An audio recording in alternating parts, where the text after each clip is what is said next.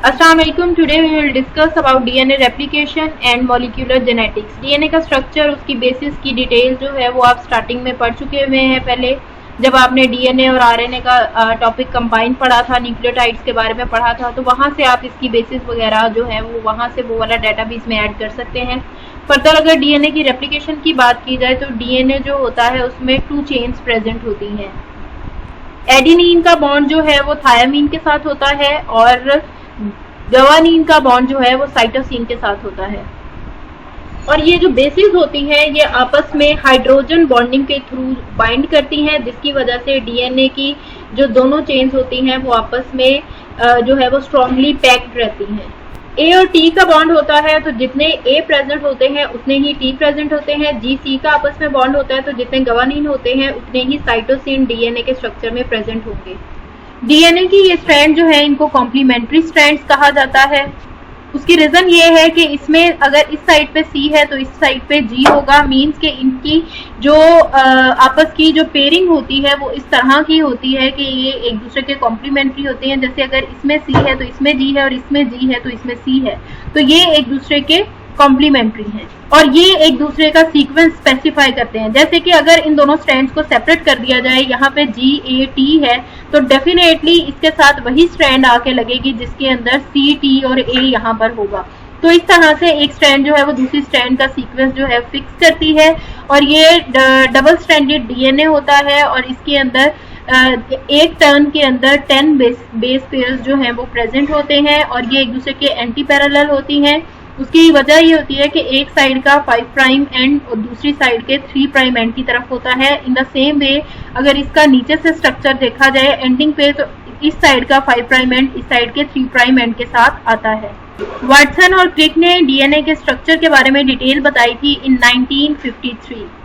RNA और DNA में ये फर्क होता है कि डीएनए डबल स्ट्रैंडेड होता है, आरएनए सिंगल स्ट्रैंडेड होता है। और आरएनए के अंदर यूरासिल प्रेजेंट होता है और डीएनए के अंदर यूरासिल की जगह थायमिन प्रेजेंट होता है। इससे पहले कि सेल डिवीजन हो, डीएनए का स्ट्रक्चर जो होता है वो अपनी आइडेंटिकल कॉपी बना लेता है और इस प्रोसेस को रेप्लिकेशन कहा जाता है। और रेप्लिकेशन इसलिए की जाती है कि जितने भी डॉटर सेल्स हों उनके अंदर एक ही तरह का डीएनए जो है ट्रांसफर किया जा सके।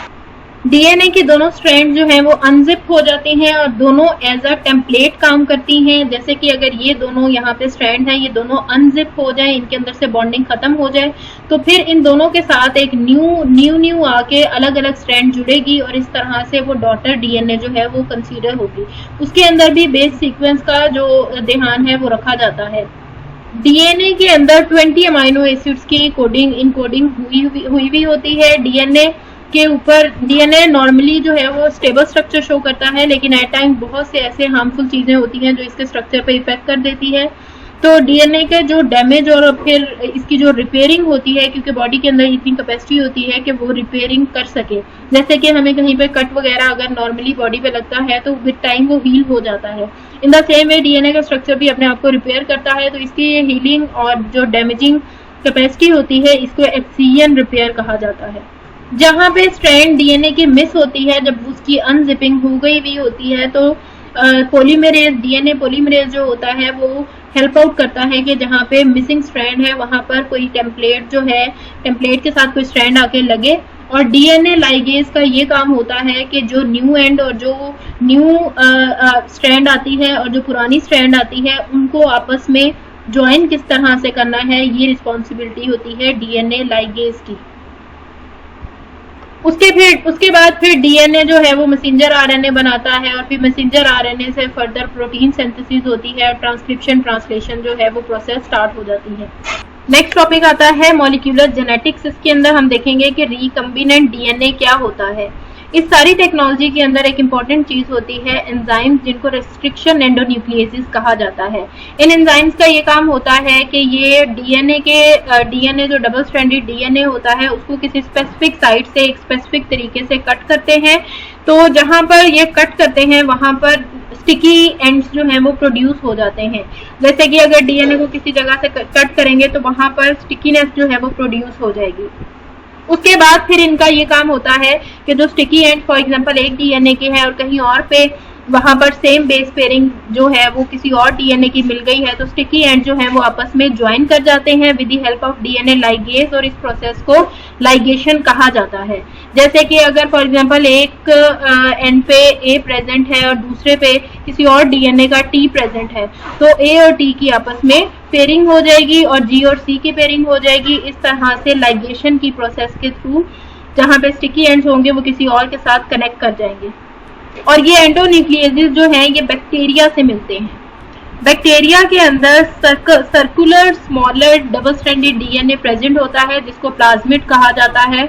ये प्लाज्मिड जो होता है साइज के अंदर स्मॉल होता है और ये बैक्टीरियल डीएनए का 1 to 3% जो है वो बनाता है। इसके अंदर जेनेटिक इंफॉर्मेशन प्रेजेंट होती है और ये बहुत सी चीजों से बॉडी को बचाता है। प्लाज्मिड के अंदर अगर फॉरेन डीएनए जो है वो इंसर्ट कर दिया जाए तो इसको रिकम्बिनेंट डीएनए कहा जाता है। ये इस वजह से किया जाता है कि हम जो डिजायर्ड कैरेक्टरिस्टिक्स चाह रहे होते हैं वो उसके अंदर एंटर करवा देते हैं आर्टिफिशियली।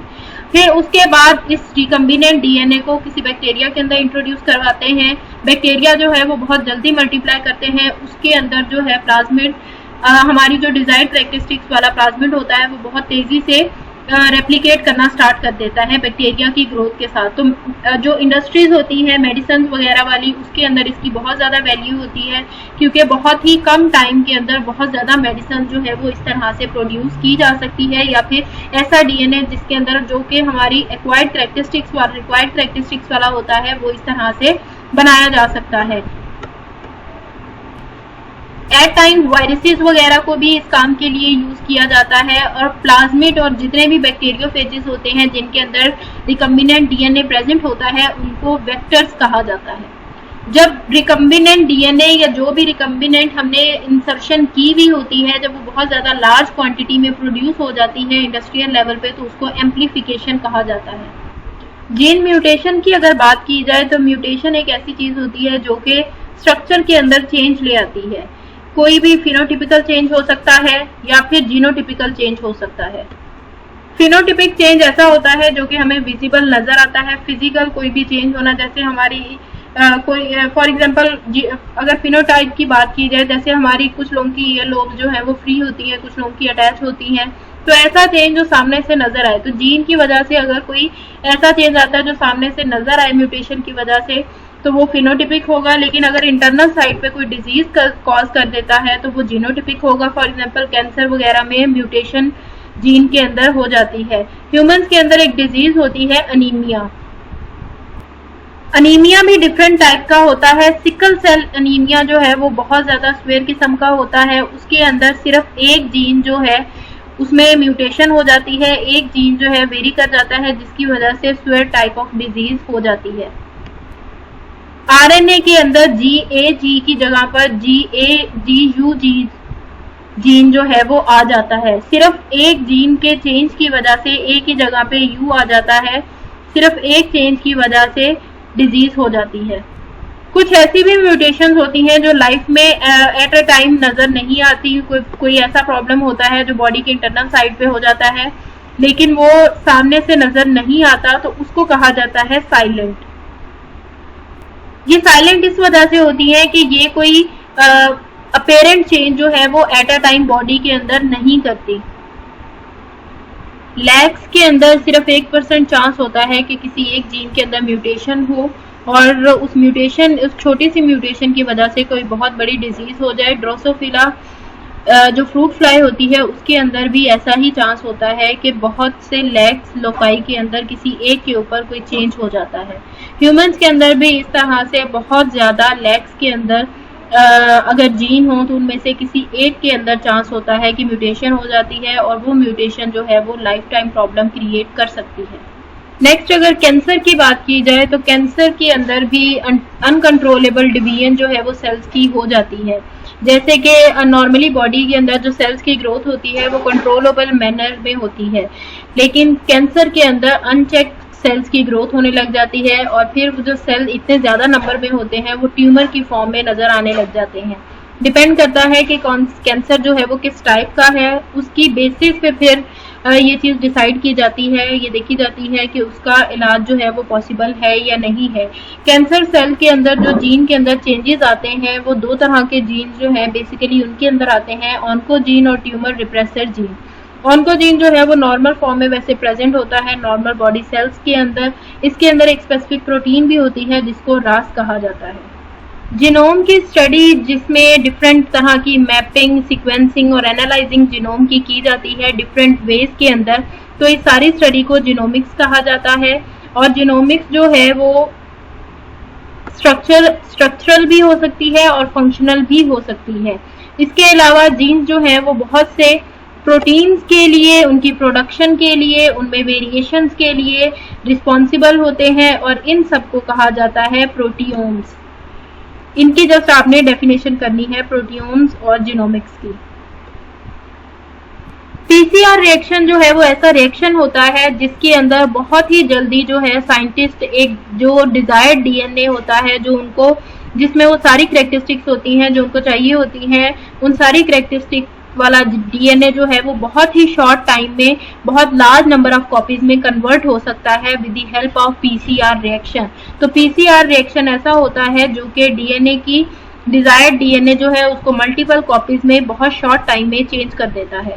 पीसीआर रिएक्शन के थ्रू सिर्फ 2 घंटे के अंदर अंदर मिलियंस ऑफ कॉपीज क्रिएट हो सकती हैं। सिर्फ 5 मिनट्स के अंदर मल्टीपल कॉपीज जो हैं वो तैयार हो सकती हैं। और बहुत से फोरेंसिक लैब्स के अंदर पीसीआर रिएक्शन जो है वो यूज़ किया जाता है क्राइम सस्पेक्ट्स को पकड़ने के लिए। इसके अलावा रिकम्बिनेंट डीएनए टेक्नोलॉजी और पीसीआर जो है वो डिफरेंट क्रॉप्स की रोटेशन के लिए, इंजीनियरिंग के लिए यूज़ होती हैं, जैसे cotton, soybean, rice, corn, tomato जो कि हमारे कॉमन यूज़ के प्लांट्स हैं, इनके ऊपर यूज़ होती हैं। ह्यूमन बींग्स के डिफरेंट डिजीज़ को ट्रीट करने के लिए यूज़ होती हैं। इसके अलावा माइस में भी, ट्रांसजेनिक माइस के अंदर भी इसकी एप्लीकेशन यूज़ होती है। इस रिएक्शन के दौरान जो है प्राइमर यूज़ किए जाते हैं। इस रिएक्शन में जो हमारी डिजायर्ड कॉपीज होती हैं उनको एक साइड पे रखा जाता है और डीएनए को लिया जाता है, उसकी अनजिपिंग होती है बाय हीटिंग। जब वो हीट हो जाते हैं तो उनकी अनजिपिंग हो जाती है, डबल स्ट्रैंड सिंगल स्ट्रैंड में चेंज हो जाती है और उन सिंगल स्ट्रैंड्स के साथ जो हमारी रिक्वायर्ड या फिर जो हमारी डिजायर्ड जीन्स वाली स्ट्रैंड्स होती हैं वो कंबाइन हो जाती हैं और फिर थोड़ी ही देर के अंदर उनकी जो है वो आपस में अटैच हो जाती हैं और मल्टीप्लाई करना स्टार्ट कर देती हैं। और जैसे जैसे डीएनए मल्टीप्लाई करता जाता है जो डिजायर्ड कॉपीज हैं वो कॉपी होती जाती हैं और सिर्फ 5 मिनट्स के अंदर ही बहुत ज़्यादा कॉपीज जो हैं वो बन जाती हैं। जैसे कि ये प्रोसेस डायग्राम के अंदर दिखाई गई है कि ये हमारा टारगेट सीक्वेंस है जिसके ऊपर हमने चेंज लेके आना है। ये प्राइमर्स हैं। यहाँ पर सबसे पहले इसकी डीनेचुरेशन होगी। डीनेचुरेशन जब हो जाएगी हीटिंग की वजह से, फिर इसको कूल डाउन करेंगे और फिर ये प्राइमर जो है इसके सेंटर में जो जगह होगी यहाँ पर आकर अटैच हो जाएंगे।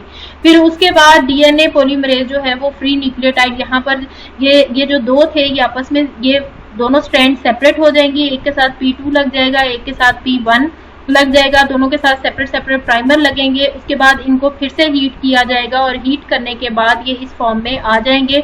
दोनों के साथ जो है जो हमने प्राइमर लगाए थे वो कम्प्लीटली तौर पे फिक्स हो जाएंगे और फिर जब इनको कूल डाउन करेंगे तो इनकी कॉपीज जो है वो प्रोड्यूस होंगी और फिर हीटिंग और कूलिंग चलती रहेगी और मल्टीपल कॉपीज जो है वो बहुत ही शॉर्ट टाइम पीरियड में बनती जाएगी। तो ये है पीसीआर रिएक्शन जिसमें बहुत कम टाइम में बहुत ज़्यादा कॉपीज को बनाया जा सकता है।